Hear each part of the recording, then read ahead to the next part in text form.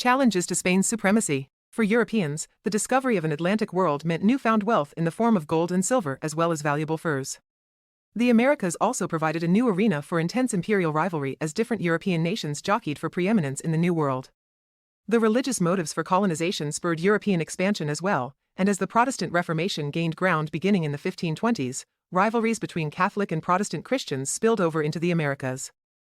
English exploration. Disruptions during the Tudor monarchy, especially the creation of the Protestant Church of England by Henry VIII in the 1530s, the return of the nation to Catholicism under Queen Mary in the 1550s, and the restoration of Protestantism under Queen Elizabeth, left England with little energy for overseas projects. More important, England lacked the financial resources for such endeavors. Nonetheless, English monarchs carefully monitored developments in the new Atlantic world and took steps to assert England's claim to the Americas. As early as 1497, Henry VII of England had commissioned John Cabot, an Italian mariner, to explore new lands. Cabot sailed from England that year and made landfall somewhere along the North American coastline. For the next century, English fishermen routinely crossed the Atlantic to fish the rich waters off the North American coast. However, English colonization efforts in the 1500s were closer to home, as England devoted its energy to the colonization of Ireland. Queen Elizabeth favored England's advance into the Atlantic world, though her main concern was blocking Spain's effort to eliminate Protestantism. Indeed, England could not commit to large-scale colonization in the Americas as long as Spain appeared ready to invade Ireland or Scotland.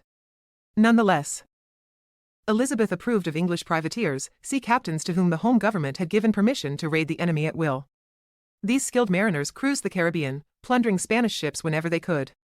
Each year the English took more than £100,000 from Spain in this way. English privateer Francis Drake first made a name for himself when, in 1573, he looted silver, gold, and pearls worth £40,000.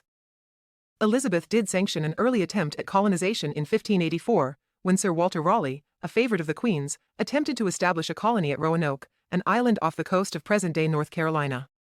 The colony was small, consisting of only 117 people, who suffered a poor relationship with the local Indians, the Croatians, and struggled to survive in their new land.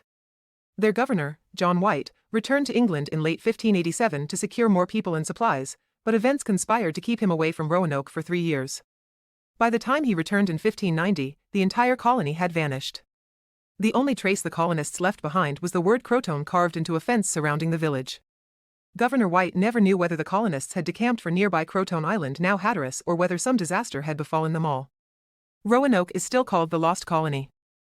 English promoters of colonization pushed its commercial advantages and the religious justification that English colonies would allow the establishment of Protestantism in the Americas. Both arguments struck a chord. In the early 1600s, wealthy English merchants in the landed elite began to pool their resources to form joint stock companies. In this novel business arrangement, which was in many ways the precursor to the modern corporation, investors provided the capital for and assumed the risk of a venture in order to reap significant returns. The companies gained the approval of the English crown to establish colonies, and their investors dreamed of reaping great profits from the money they put into overseas colonization. The first permanent English settlement was established by a joint stock company, the Virginia Company. Named for Elizabeth, the Virgin Queen, the company gained royal approval to establish a colony on the east coast of North America, and in 1606, it sent 144 men and boys to the New World. In early 1607, this group sailed up Chesapeake Bay. Finding a river they called the James in honor of their new king, James I, they established a ramshackle settlement and named it Jamestown. Despite serious struggles, the colony survived.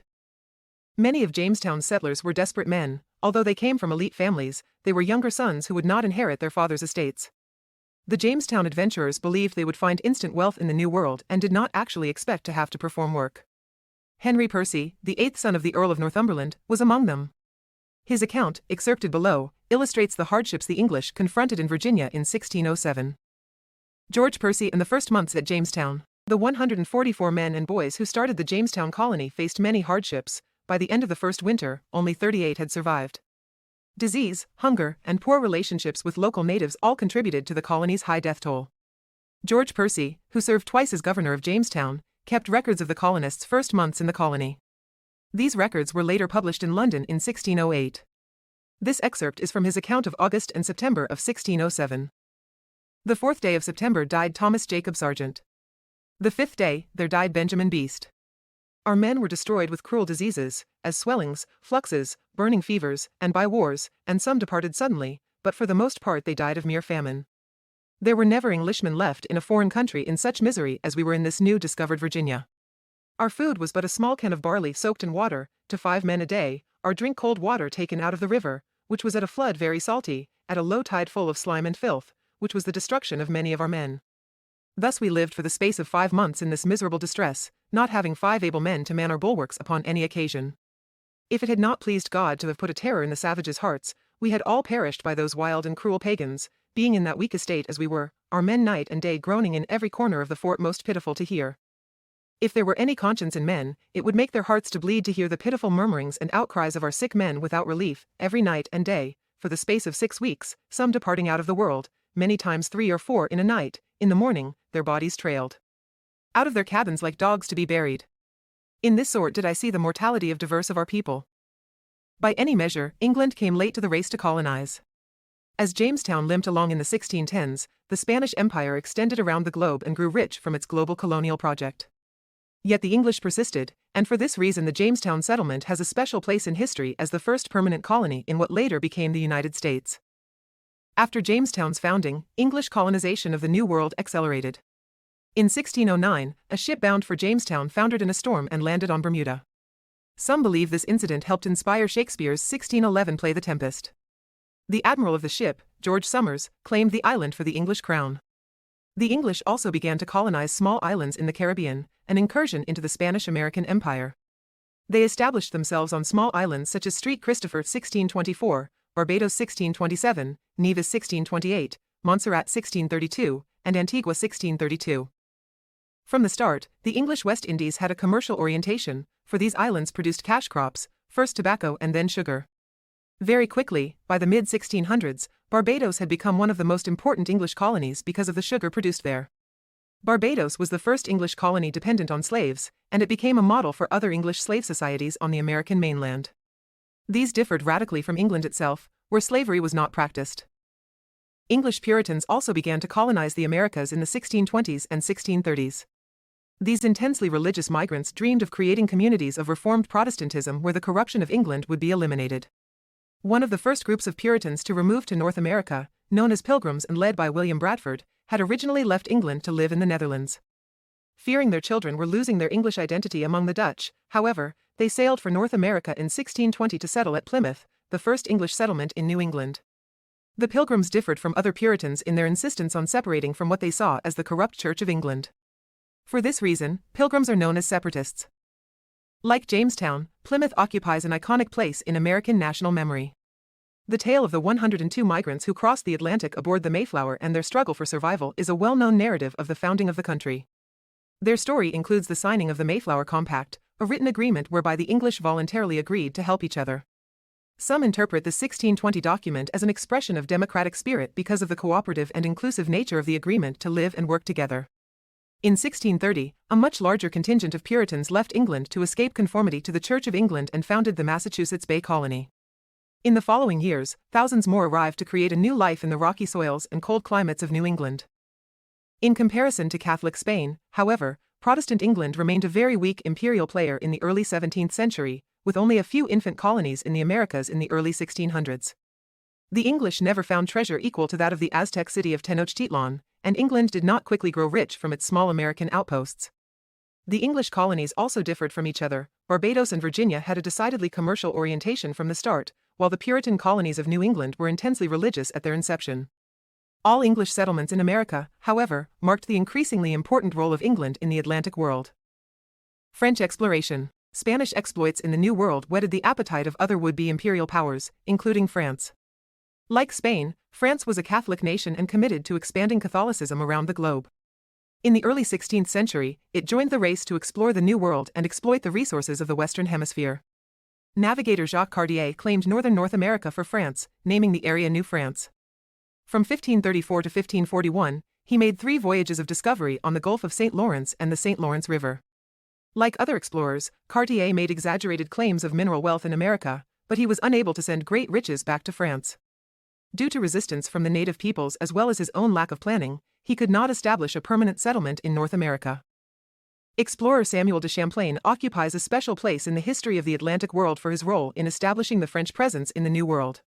Champlain explored the Caribbean in 1601 and then the coast of New England in 1603 before traveling farther north. In 1608 he founded Quebec, and he made numerous Atlantic crossings as he worked tirelessly to promote New France. Unlike other imperial powers, France, through Champlain's efforts, fostered especially good relationships with native peoples, paving the way for French exploration further into the continent, around the Great Lakes, around Hudson Bay, and eventually to the Mississippi. Champlain made an alliance with the Huron Confederacy and the Algonquins and agreed to fight with them against their enemy, the Iroquois. The French were primarily interested in establishing commercially viable colonial outposts, and to that end, they created extensive trading networks in New France. These networks relied on native hunters to harvest furs, especially beaver pelts, and to exchange these items for French glass beads and other trade goods. French fashion at the time favored broad-brimmed hats trimmed in beaver fur, so French traders had a ready market for their North American goods. The French also dreamed of replicating the wealth of Spain by colonizing the tropical zones.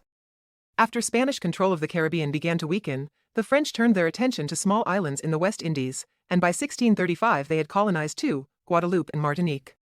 Though it lagged far behind Spain, France now boasted its own West Indian colonies. Both islands became lucrative sugar plantation sites that turned a profit for French planters by relying on African slave labor. Dutch colonization. Dutch entrance into the Atlantic world is part of the larger story of religious and imperial conflict in the early modern era. In the 1500s, Calvinism, one of the major Protestant reform movements, had found adherents in the northern provinces of the Spanish Netherlands. During the 16th century, these provinces began a long struggle to achieve independence from Catholic Spain.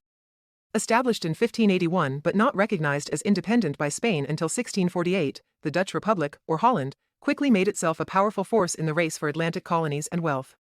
The Dutch distinguished themselves as commercial leaders in the 17th century, and their mode of colonization relied on powerful corporations, the Dutch East India Company, chartered in 1602 to trade in Asia, and the Dutch West India Company, established in 1621 to colonize and trade in the Americas. While employed by the Dutch East India Company in 1609, the English sea captain Henry Hudson explored New York Harbor and the river that now bears his name. Like many explorers of the time, Hudson was actually seeking a northwest passage to Asia and its wealth, but the ample furs harvested from the region he explored, especially the coveted beaver pelts, provided a reason to claim it for the Netherlands. The Dutch named their colony New Netherlands, and it served as a fur trading outpost for the expanding and powerful Dutch West India Company. With headquarters in New Amsterdam on the island of Manhattan, the Dutch set up several regional trading posts, including one at Fort Orange, named for the Royal Dutch House of Orange-Nassau, in present-day Albany. The color orange remains significant to the Dutch, having become particularly associated with William of Orange, Protestantism, and the Glorious Revolution of 1688. A brisk trade in furs with local Algonquian and Iroquois peoples brought the Dutch and native peoples together in a commercial network that extended throughout the Hudson River Valley and beyond. The Dutch West India Company in turn established colonies on Aruba, Bonaire, and Curaçao, St. Martin, St. Eustatius, and Saba. With their outposts in New Netherlands and the Caribbean, the Dutch had established themselves in the 17th century as a commercially powerful rival to Spain. Amsterdam became a trade hub for all the Atlantic world. Today we learned that by the beginning of the 17th century, Spain's rivals England, France, and the Dutch Republic had each established an Atlantic presence, with greater or lesser success, in the race for imperial power. None of the new colonies, all in the eastern part of North America, could match the Spanish possessions for gold and silver resources. Nonetheless, their presence in the New World helped these nations establish claims that they hoped could halt the runaway growth of Spain's Catholic Empire. English colonists in Virginia suffered greatly, expecting riches to fall into their hands and finding reality a harsh blow. However, the colony at Jamestown survived, and the output of England's islands in the West Indies soon grew to be an important source of income for the country. New France and New Netherlands were modest colonial holdings in the northeast of the continent, but these colonies' thriving fur trade with native peoples, and their alliances with those peoples, helped to create the foundation for later shifts in the global balance of power. This is the third part in a series I'm producing called Early Globalization, the Atlantic World, 1492 to 1650. The next part will be about labor, commerce, and the Columbian Exchange in the Americas. If you like this type of content and would like to learn more, I've provided some further reading in the description. This is a modification of an open-source textbook by openstax.org which is available for free at https://openstax.org/details/books/us-history.